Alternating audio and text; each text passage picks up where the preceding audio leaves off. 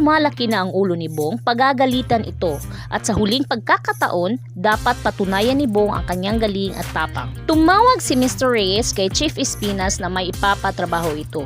Iuutos ni Mr. Reyes kay Chief Espinas na dapat tapusin si Congressman Silva kapalit ng malaking halaga na hihingi ni Chief Espinas. Sa huling pagkakataon, ipapatrabaho at iuutos ni Chief Espinas kay Bong na tapusin si Congressman Silva.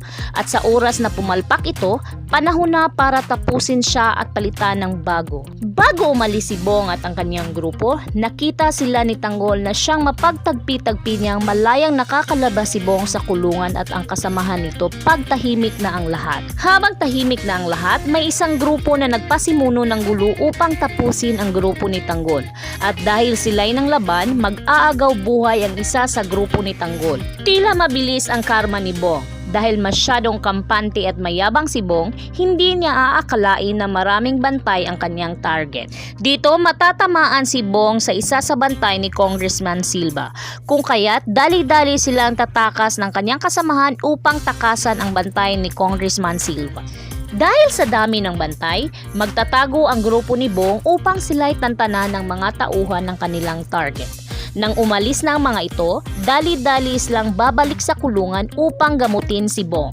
Magagalit na naman si Chief Espinas sa grupo ni Bong dahil palagi na lang itong sumasablay sa kanilang lakad. Dito, mapapagtanto ni Chief Espinas na tama ang sinabi ni Maca Santos at Warden Balatucan na dapat nang palitan si Bong at ang kanyang grupo. Sa kabilang banda, dahil sa sobrang lambing at malapit ni Rigor at Lina, magbubunga ang kanilang maling pagmamahalan. Dahil nakumpirma ni Mando na may relasyon si Lina at Rigor, sasabihin niya ito kay Marites.